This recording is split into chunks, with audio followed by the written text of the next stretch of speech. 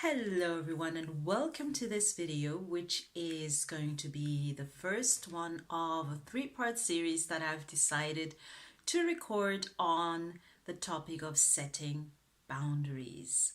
My name is Agakura. I am a highly sensitive person and I'm a life coach and NLP practitioner working with highly sensitive people.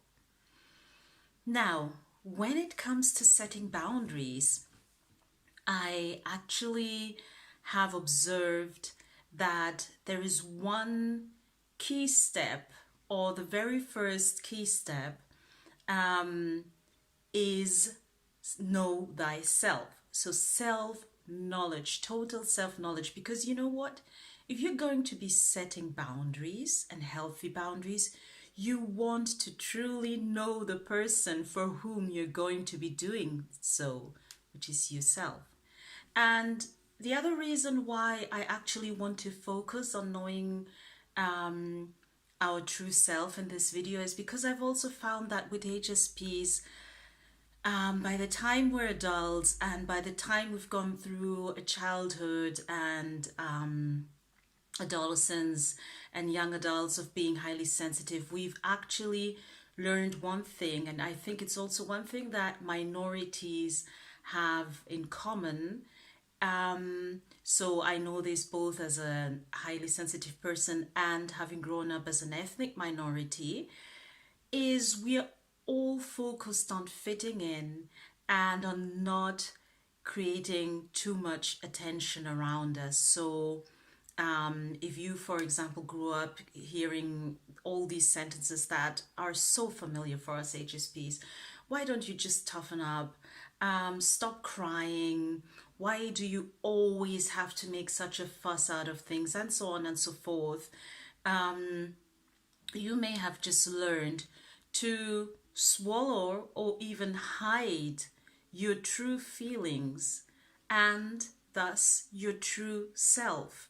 Now, for example, I was thinking the other day that when I was a teenager, I watched so many horror movies, and not because I wanted to. I still really I can't watch horror movies, but it was my way of wanting to fit in with the other girls. So if they're having a pajama party and it's going to be Stephen King's Shining, that's we're going to watch, I am not going to say, oh my, can we not watch something else? Because my thought was, what if they don't invite me anymore? Because I am afraid of horror movies. What if they start laughing about me? So I would just sit there, and I actually developed this thing of staring at the screen without really watching. And it's terrible. And then when you're an adult, maybe you're in a team meeting and you have this colleague or this boss who's mean or who's a bully or who shouts, and even if it's to your other colleagues, it affects you. But then you start suppressing the feelings that you have and the way you would actually want to react, so that you just fit in. And it's something that's very common to minorities, and HSPs, we are a minority. We will always be in a minority unless we are in a setting where we've deliberately come together with other HSPs. So I've heard all different numbers between 15, 20, and I recently listened to a TED talk where the speaker said 30%, but 30% is still minority. So we've learned to actually mask our true self, to mask our feelings, and to also mask our needs, our values, our limits, when it comes to being highly sensitive. And this can also lead to then actually becoming estranged to ourselves, because if this happens over a long time, it can also happen that we actually forget who we were, who we are. We may even try to start thinking that we're someone that we're not, because it's been so many years of self-denial.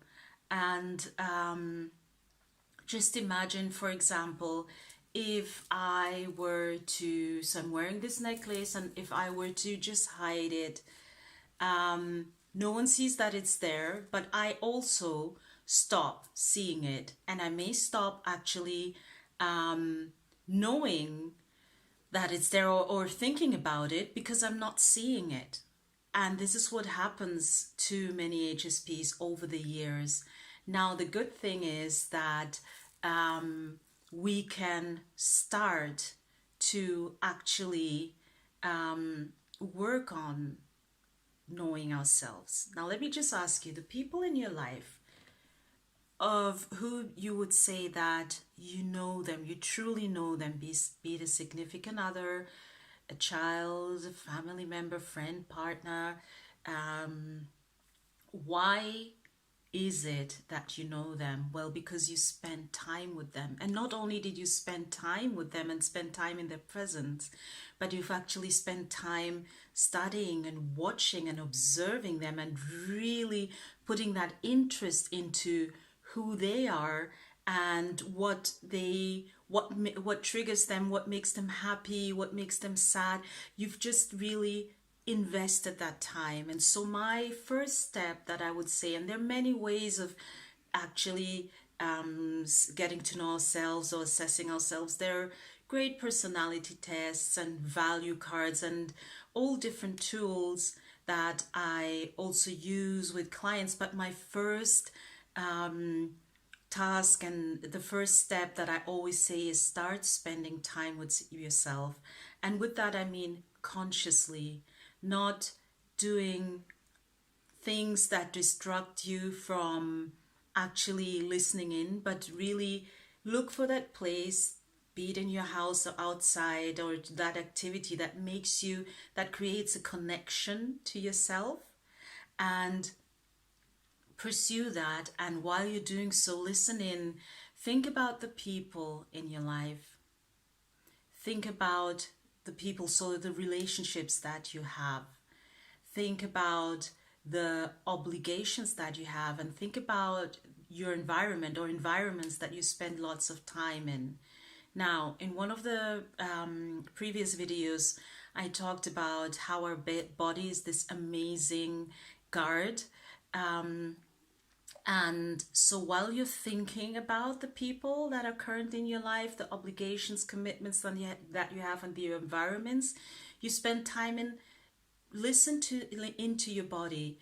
Does the thought of these people, environments and commitments, and make your body expand? Do you feel this excitement and this happy feeling, or does it do the opposite? Do you contract? And then go and observe what maybe the people that create the same feeling in you, be it expansion or contraction, or the environments or the commitments and the obligations, what they may have in common.